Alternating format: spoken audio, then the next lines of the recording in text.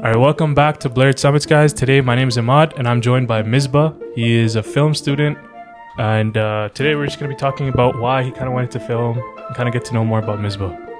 All right, Misbah, so, you've chosen to pursue a career in film, and so what made you want to dedicate the rest of your life to, film? I think it's a little more complicated than that, especially because at the beginning, I didn't know exactly what I wanted to do. And I'm saying this as maybe 10, 15 years ago. Okay. I think because I used to live in the UK. And I think when I was around 7 or 8 years old, back then it was those VCR cameras with cassettes. I remember my dad had one of those, and we used to go on the family zoo trips and safari trips, and my dad would give me that, and that sort of started my experimentation for videography and filmmaking in general, and I sort of grew to like it more and more. So I think when I was 10 or 11 years old, my dad said there was this school that I had to get into, and there was an exam to get into that school. It was a private school. So he said, if you pass this exam, then I will get you an iPad. So I ended up passing the exam. So I got an iPad, and I messed about with the camera app, and that was the inception of sort of my experimentation with video editing with iMovie.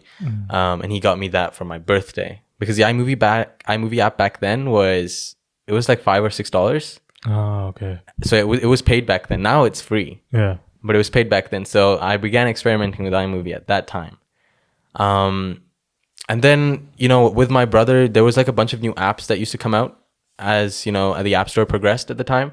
So me and my brother would make these little action short films. There was this action movie app that had all these pre-built visual effects, right?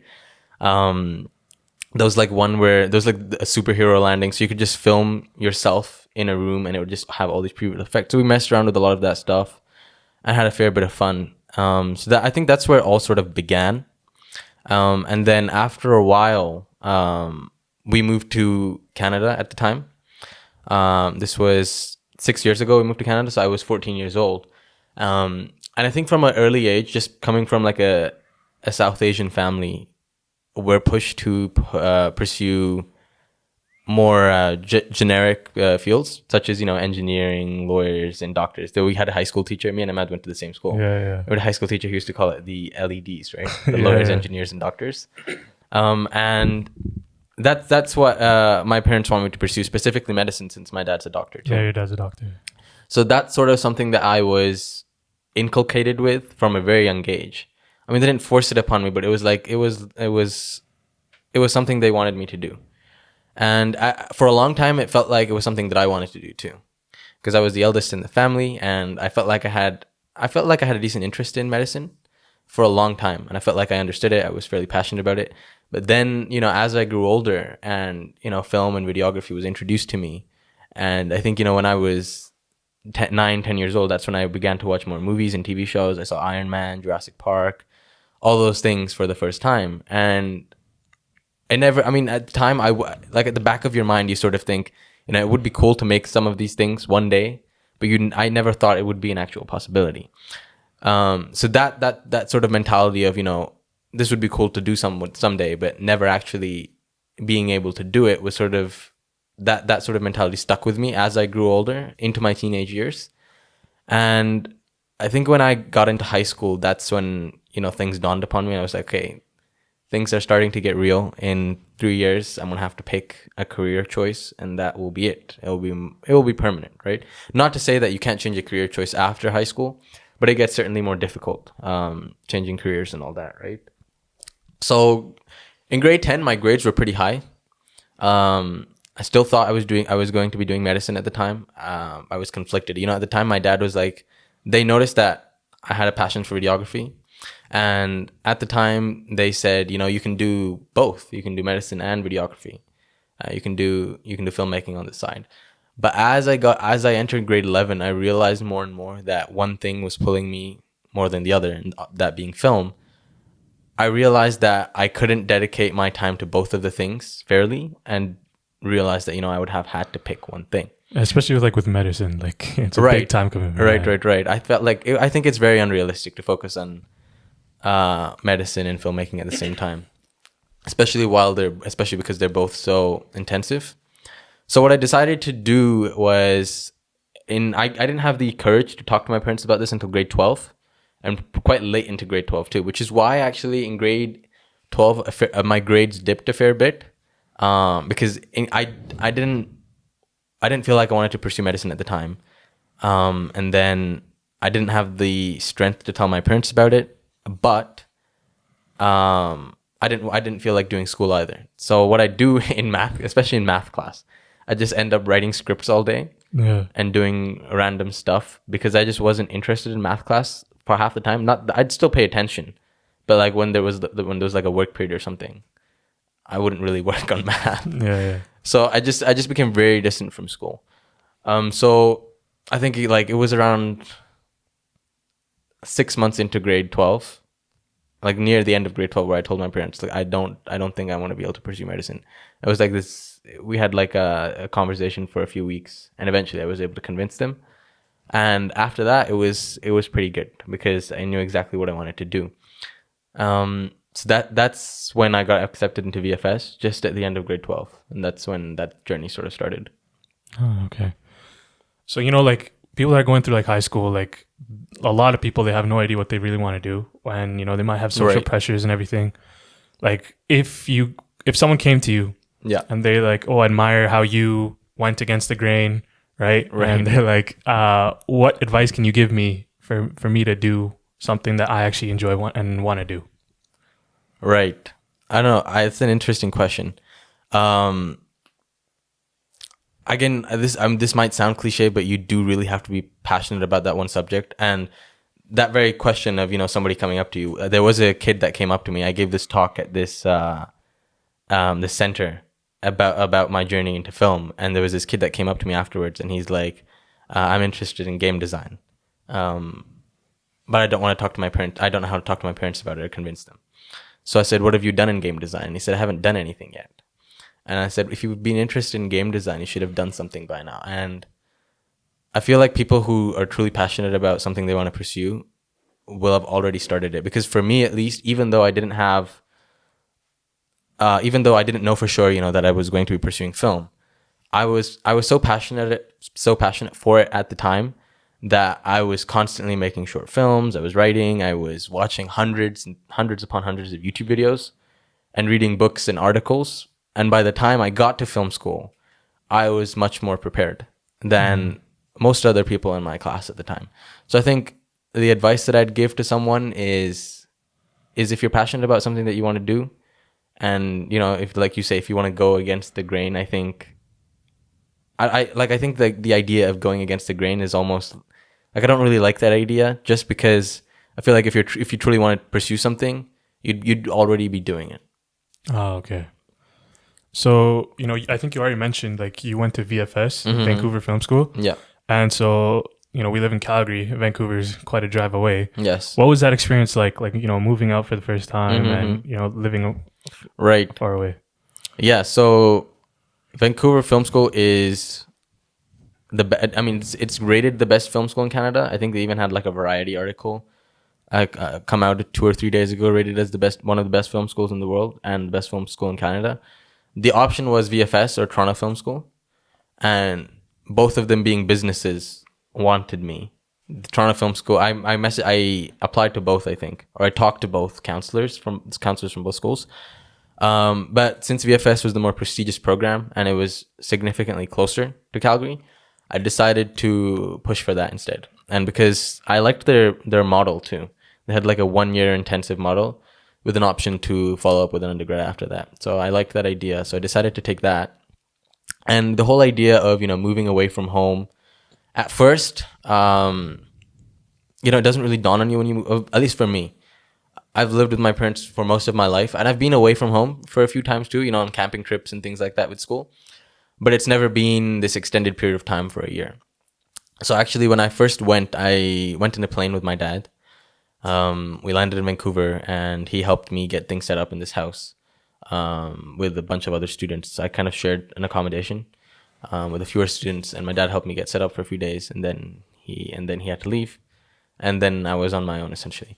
But I think the good thing was I was already fairly independent. My parents raised me that way, so navigating the big city wasn't as difficult for me as for somebody else maybe. But there was definitely difficulties. I think. I mean, you start to feel homesick after a while.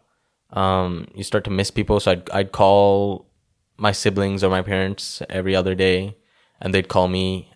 So there was certainly a level of difficulty to it, especially living. I think the biggest difficulty that I probably faced was living with other people who don't have the same routine as you, who don't the little things, like, right, the nuances that you and your family used to follow, like washing the dishes after eating, or just or waiting like 6 hours, those type of things, right?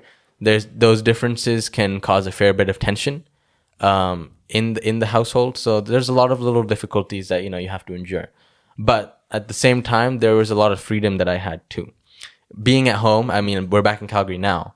I realized that now, I have my siblings at home, and it's a lot more, I have to put a lot more concentration in to work on something, just because I have so many other distractions right here. Oh, yeah. When I was in Vancouver, I had my own desk. I didn't really have all the familial distractions. So it was a lot easier to work on things. So I think that was that sort of experience, in Vancouver. I see. And so, like you said that like VFS has like a 1 year intensive program. Mm-hmm, yeah. Like, so how does that differ from like other universities? Like, or I'm sure like film school is like very different, but like what was that experience like? It's interesting because every film school is different. Okay. Every film school has like a slightly different program. It's not like law or medicine, where most programs around the world for those specific professions are relatively similar. Right, but with film schools, it's very, very open, as as it is a creative field. So each program, each school has their own specific approach to it. So with VFS, their whole idea is that it doesn't work as a regular university. But you know how in universities you have a fall semester, and then you take a break, and then you have a spring semester, and then you take a break, and then a summer semester, and then you come back for fall after the summer break, right? It doesn't work like that. So with VFS, we had like this intense program where it's 1 year and it's the whole year. There's no breaks. I think the only break we got was like a 10-day winter break. So we'd work on the weekends, we'd work on weekdays. So it was pretty intense, because even the days were pretty long. We'd be there from 9 a.m. to sometimes 10 p.m. at night. So they were pretty long days, and we'd end up working through weekends, and because there was a lot of content that we needed to get through. And that was one of the things that I liked about VFS, was that intense program, because it gave me exposure to a lot of things in a very short amount of time, which is sort of what I was looking for at the time too, especially because I had a fair bit of knowledge about film and the whole industry going into it. So I liked the fast pace at the time. Yeah. I see. And so what was like this environment like, where like all your peers like the same age? Like, usually when you go into university, right, everyone's like the same age, everyone's first year, getting out fresh out of high school. What was that like? Right. So with VFS, nobody is the same age. Okay. There was kids in my class who were like 31, 32 years old. Oh, okay. And I think that's because film is such a creative field. Anyone can come in at any specific point. There's people who, used to work in like a big factory, who now want to try their hand at filmmaking. I think there was only like 2 other kids who were 19 in my class. I was like the second or third youngest in my class. So it was an interesting environment, but I didn't really feel the age difference that much. Okay. Because it's such a creative field. No one really cares about anybody's age at the time. All we care about is making films and working together for the most part. So it was an interesting environment, and the competitiveness in film school is quite high, especially because you're paying. So I mean, maybe we should backtrack a little. Yeah. Film schools are fairly expensive, and that's mainly because they operate as businesses. All film schools do this. There's not a single film school, and I think most educational facilities, they're in to make some money, right? Yeah. But with film school, it's especially so. They make a lot more off international students, obviously, but even off domestic students, the price is much higher than your regular university. And it's interesting because, especially because there's no guarantee of work. Yeah. after film school, there's absolutely no guarantee. I mean, you can definitely, in Vancouver, 99% of a chance you'll get hired after film school. Okay. In some sort of role. Yeah. But there's no guarantee after film school that you're going to become like this big director. Yeah. Right? It doesn't matter what film school you go to. So like I said, most film school operate as business models, and they're in to get your money, right? Which is why, so your students are paying a lot of money, right? And there's 1 year and there's limited opportunity even in the film school. You'd think that even though you're paying a lot of money, everyone gets an equal opportunity in film school. It doesn't really work that way, which is why it gets so competitive. So we had, I think there was 2 or 3 like main big projects that you can gun for in film school. So I'll just sort of like go over my term to term breakdown. In VFS is like 6 terms. Okay. In the first term, we go over basics. How long were like these terms? Each term was 2 months. 2 months. Okay. Each term was 2 months, which is 2 times 6 is 12 months, right? So it would come down to a perfect 1 year. So each term is 2 months. So the first term is just learning the basics. We make like these shot for shot assignments where essentially we take a small scene from a film and then we have to recreate that scene using our own actors and all of that sort of stuff. So that was a very basic assignment. But what I found crucial about that assignment is that I personally, what I did was I usually try to bite off a little more than I can chew. So what I did was I took the scene from Blade Runner, this whole desert scene from Blade Runner, and I wanted to recreate it. So it ended up being one of the best in the class. And what happened then was the idea was that in front of your classmates, that was the first piece of work that you get to show to everyone. And it was like in this big, theater. We had our big screening room and everything. So everybody saw each other's projects. And so you get a gauge of what other people's talents are in the class. How many people were in a group? Like how big were these groups? You mean the class sizes? No. Like for this project? For this project, right. So you could work on your own. Okay. Or you could work in a group. Okay. Everybody like there was like, I think there was like 15 or 16 directors in the class. There was quite a few. And everybody just wanted to help out in each other's projects. Mm-hmm. So I directed one and then I helped out on, I think 2 more. Oh, okay. I think I helped out as a cinematographer in one, and I think I was a cam op on another.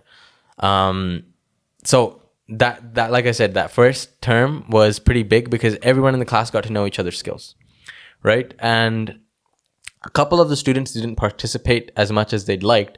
And they realized that sort of came back to haunt them later, just because they slacked off in the earlier terms, and that had negative consequences later because people didn't know what they were like and their abilities. So that was term 1. And then going to term 2, we had these things called studio shoots, where essentially we build sets in the studios in the basements of the building.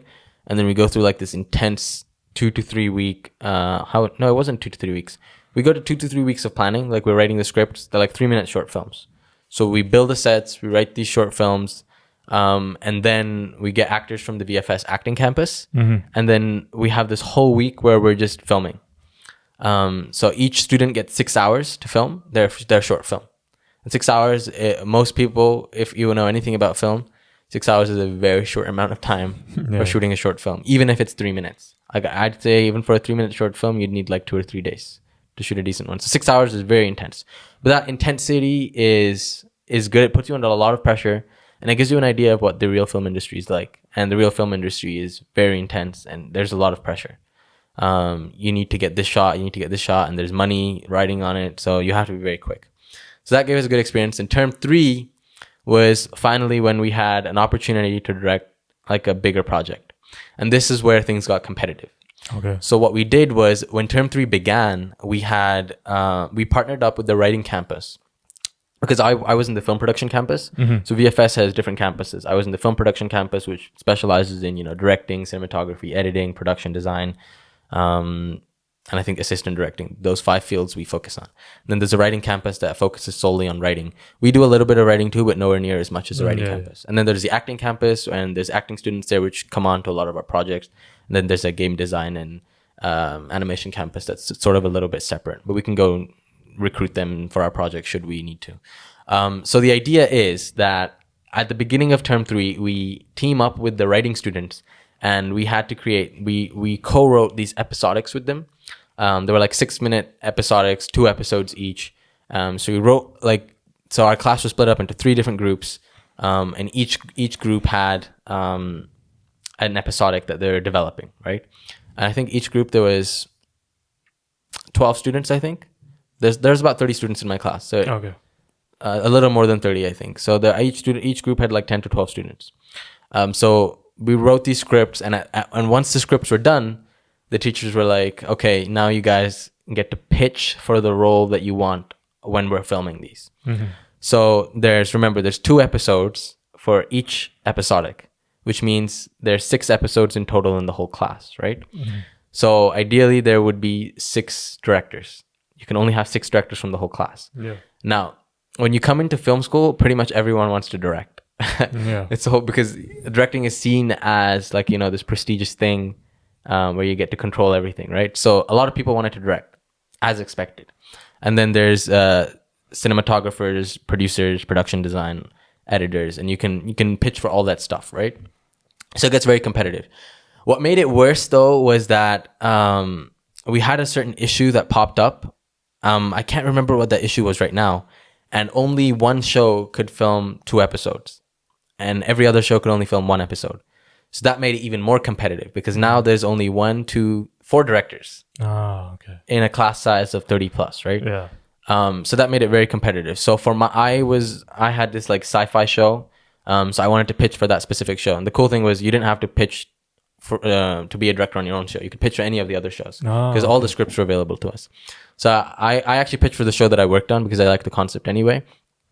And we had to the idea was that your pitch was you had to give an idea of what your vision would be, and you had a good grasp on the story, so you had to prove this all to the instructors.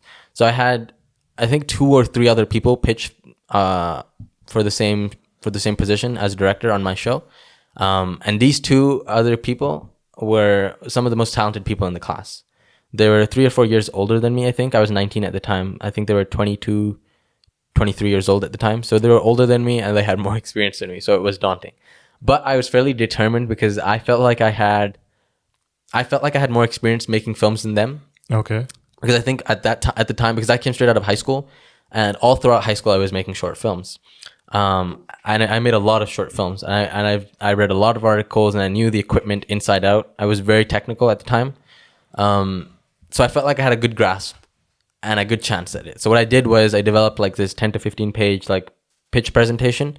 And I spent a lot of time on it. I spent quite a few days on it, and we created this elaborate pitch. Got stills from other films, which I wanted to reference. And I was like, this is what my film is going to look like. I went in there and I was pretty nervous, and I pitched to these 2 instructors. And then a day later, I found out that I got the pitch. And because it's so competitive, one of the students I pitched with congratulated me immediately, and the other one was a little more upset, just because it is an opportunity. It's one of the only opportunities that you get to direct a project at the school. Yeah, especially because you're paying so much money.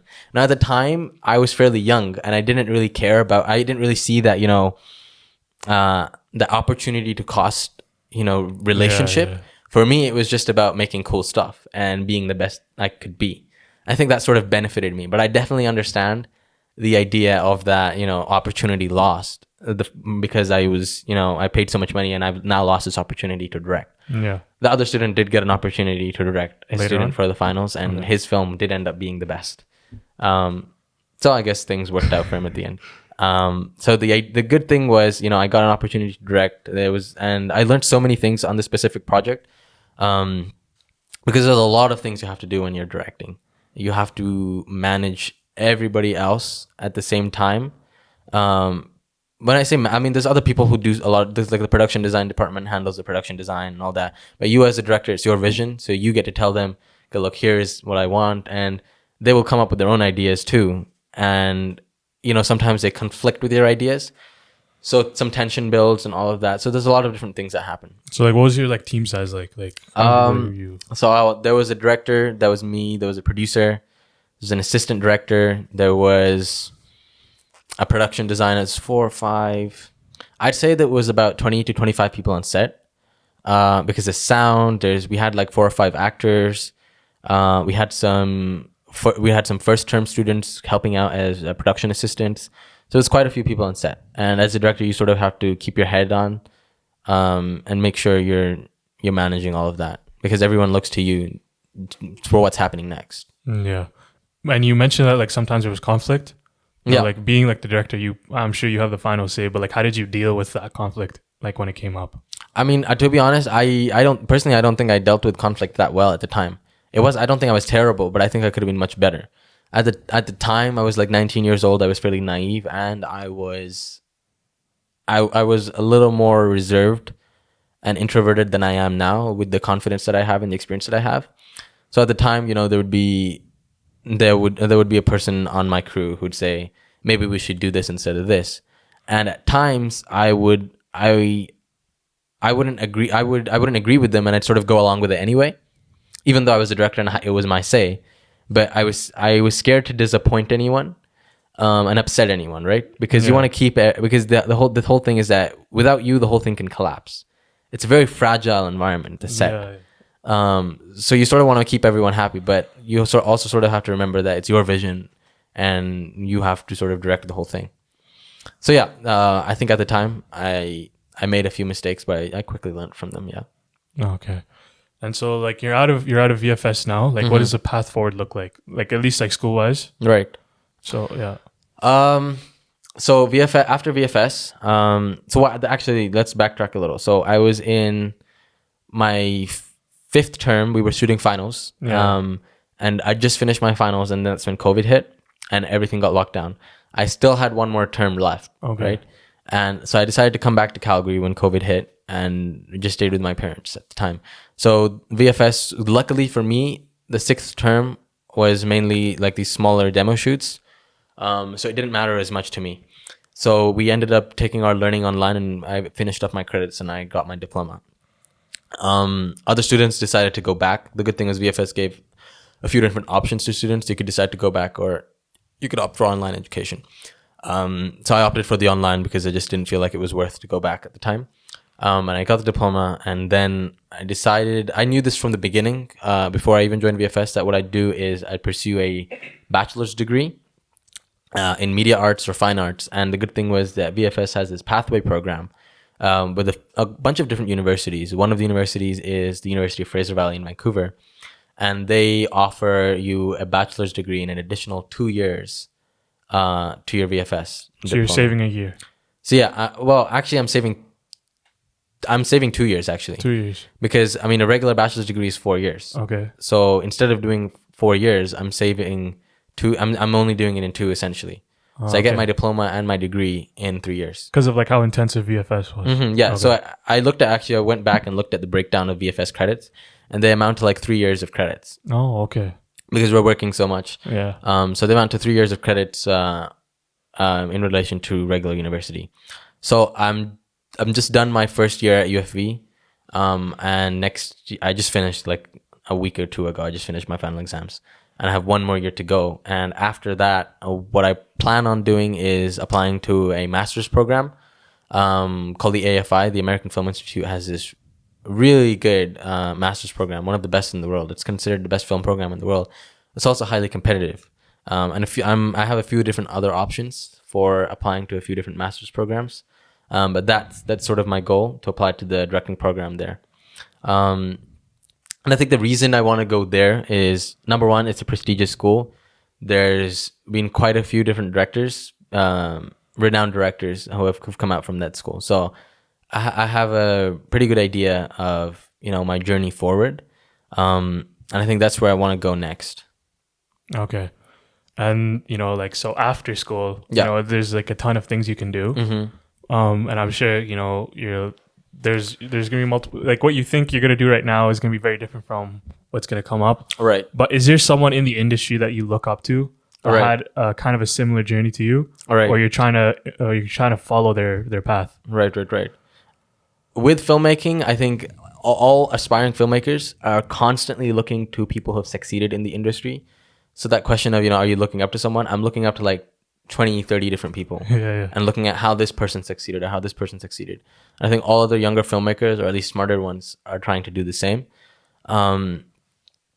Yes, there's definitely a few different filmmakers I'm looking towards, and sort of following their paths closely. I'm not directly trying to emulate a person's path, because I don't think that's possible. But yes, there's one specific director called Ari Aster, and he also graduated from the AFI, and he had this very unique approach of where he also, what he did was even before he started the AFI, he had like he spent a lot of time in writing, and he wrote quite a few scripts, and then he made some very powerful short films while he was at the AFI, and used the opportunity really well. Then after he graduated, he spent some time developing those screenplays, and now he had the experience. He could go pitch those, and eventually 2 of those films, Hereditary and Midsummer, got made into feature films. No. So I really like that sort of model, and it's sort of what I'm looking at, sort of following. So your end goal is Hollywood? My end goal is to make films at a higher level, for sure. Yes. At a higher level, yeah. For sure. Are there any projects that you've worked on in the past year that you want to maybe talk about right now? Sure. I think last year was we worked on this project. You were on that project too. You helped me with that project. We made like this 3-minute short film for this competition called the My Road Reel short film competition, right? It's considered like the largest short film competition in the world. And I think at the time, this was like, we have $1 million in prizes, hyped everybody up, and we were like, okay, let's do it. Yeah. And I think I had like a scholarship grant thing, which was like, okay, we can use this money and we have a good chance at this. So I wrote the screenplay in like a week. I probably, now in retrospect, I feel like I should have gone and spent some more time on it, but I was arrogant and stupid at the time, I think. It wasn't a terrible script, but it wasn't like a great one either. It was like mediocre, I think, in my opinion. Now that I've had like a chance to look back on it. So we wrote the script. I found this decent cinematographer online, found some actors, and we had this really cool school location available to us because we had some connections beforehand, and we ended up shooting the film in 2 days. And that was my first professional film shoot after VFS. And there was a few things I learned there. Number one, working with a professional crew and a student crew is very different, because at VFS, people are coming in with various different backgrounds. There's some students in VFS who had quite a lot of experience in film. There's some who've even worked on like big films like Interstellar, as helping out on those big sets. So some students had a lot of experience, but those were few and far in between. Most students were just passionate and didn't have as much experience. So working with film students it's quite taxing, and it takes a lot of time. I at times was a little bit frustrated just because I felt like I had a better grasp on certain aspects of filmmaking than other students did. So working with a professional crew, it's a breath of fresh air because they move so much faster. They know exactly what they're doing. So that was a very good experience for me. There was a couple of, I'd been directing for a few times now, but even when I got on set at that time, I was still a little bit nervous. But then once you get into the flow of things, it gets a little better. So we finished that short film. I edited it in like 2 or 3 weeks, and then we submitted it to the competition, and then we waited in anticipation for the results, and then we didn't get anything. Yeah. we didn't get the first prize. We didn't get the second one or the third. We didn't end up getting anything, and a lot of people have told me that the film is very good. Like, it was shot very well. It was made very well. It's quite a well-made film. I actually personally think that the film that won first, I think they deserved it. And again, I'm biased at this specific moment. There were certain films which I feel like maybe shouldn't have won, but I feel like that's all hindsight, and I'm just using it as an up. And if I had to do it all again and spend that amount of money and still not know that maybe I wouldn't have won, I feel like I would have done it again, just because of the experience that I got from that film. Because I feel like if I didn't make that film then, I wouldn't be where I am now in terms of the lessons I've learned. And those lessons are pretty big. And mostly with writing. Most of those lessons are with writing. I found that I have a fair bit of talent with directing, and it comes a lot more naturally to me. So after that film was finished, I realized the one focus that I needed to work on was writing. Because I sent that film out to a bunch of different people, and they were like, it's just shot really well, but your lead character is very unlikable. Which is sort of what I was going for, but I realized that even your lead character, even if he's not doing things which the audience disagrees with, the audience still has to root for him, and that was something which my character in that film wasn't doing. So I realized I had a lot of work to do in terms of writing. So that film sort of paved the way for some of the things that I've been trying to learn over the past few weeks and months. I see. So, you mentioned some things that you would do again. Like if you got the opportunity, you would do it again. Mm-hmm. But let's say this summer you get to shoot another film. Yeah. What are some things, like I think you mentioned writing, but is there anything else that you would spend a lot more time on? Yeah. That would set you up for more success? Right. The way it works in film is that it's a lot of it is just doing like a first draft and then coming back to it again for a second draft. I think when you're slightly younger, or even when I was like a year ago, you're just like super pumped about making a film. Like the whole idea of making a film is super exciting. It's like, okay, I got the script, I've got my shot list, let's go film it, right? Yeah. But in the industry, what I've learned from professionals is that, they write like 10 drafts of a script, and even their shot lists are done again and again and again until they've perfected it. Mm-hmm. And that's why these films look so good. Their first drafts are not that good. In all fairness, all these films that you see online, I guarantee that their first draft of their screenplay is terrible. You read it and you're like, oh, this is terrible. But over time, they spend that time to improve it. And I think that's what makes these films look so good. And also, the writing is so good for that reason, I think. I see. So, we're coming towards the end of our interview. Mm-hmm. There's 2 questions that we try to ask every single guest. Yeah. And so the first question is, in this upcoming year, yeah, what's a skill that you're trying to develop within yourself? Right. Yeah. So I think I want to talk more about writing, because I feel like that's the one skill that I've been trying to develop more and more.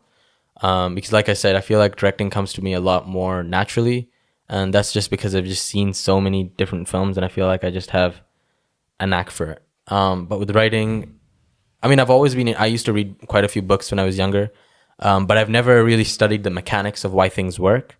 But now that I've had the time, I spent like the last 6 months just reading a few books on writing, analyzing films critically, because just watching films isn't enough to realize, because people are like, if I watch films, I want to learn how to make them. I don't necessarily think that's true, just because watching things for entertainment and watching them to learn are very different things. Going back and watching some of my favorite films critically, with some of the writing lessons that I've learned, has completely changed my perspective on like how I think about structure and, stories and character arcs and things of that nature, right? So writing is definitely one skill that I'm looking to develop in the coming years, because I've learned that in the film industry, to succeed as a director, you either have to have well-known connections or in my personal opinion, you need to learn how to write. Because no one's going to give you the opportunity to direct a film, especially a feature film, if you've never directed one before, all right? And for that reason, I feel like writing is an invaluable skill for directors to learn. And even if you don't want to write in the future, because I feel like a good director needs to have very good grasp on story and structure. I see. And so our final question is, imagine, like when you go on a hike, Mm-hmm. there's things that you take with you. Yeah. You take your hiking boots, you take some water, you take some snacks, right? To help you climb that summit, right? Right. But imagine, let's compare your life, your pursuits, your passions to a hike, right? And let's say you want to bring 3 attributes or 3 characteristics with you. Yeah. That are going to help you, in the coming years. Right. What are those 3 characteristics or attributes that you would want to take with you? Mm-hmm. Right. I think my biggest one is probably an acceptance of failure. Okay. I think accepting that failure is going to come to you. That's part 1 of failure. And I think you just need to know that you're going to fail at some point, and you're going to fail a lot, and you just need to accept that. And then part 2 of it is, using that failure to sort of propel you, push you ahead. It's very hard because I failed quite a few times in my pursuit of a certain something, right? I've applied to a few different competitions, constantly failed again. But I think what a lot of people, I've seen this actually, this is a good idea to bring this up, because I think this is important to bring up too, is that I see a lot of younger filmmakers, and what they do is, they've gone through film school. I'm speaking from seeing certain students in my class. They've gone through film school. They've made a lot of films and they've made a lot of mistakes. But the issue is that they're not really learning from their mistakes. I think younger filmmakers are a little quite arrogant, and they're not learning from their mistakes because of that arrogance, and they continue to make those same mistakes. And it's painful because you see their films and they're not that good, and they're not really improving, and in reality what they're doing is that they're getting too comfortable with their skills, right? They're not accepting that, I can be better than this. And that I think is probably the biggest detriment to younger filmmakers, is that if you really got to push yourself and aspire to, higher aspirations in film, if you really want to get to those higher goals. So be ready for failure, and also don't get too comfortable in your shoes. Okay. Yeah. I see. All right. Is there anything else you'd like to say? I don't know. I feel like we've covered most of it. All right. Yeah. Perfect. Well, that was a great episode. I loved hearing your story about how you attended VFS. Yeah. And thank you for that advice for younger filmmakers at the end. Right. And so thank you guys for tuning in. This was episode 50 with Misbah. You can catch the video podcast on YouTube, and you can catch the audio podcast on all other streaming platforms. Thank you so much for tuning in. We'll see you guys next time.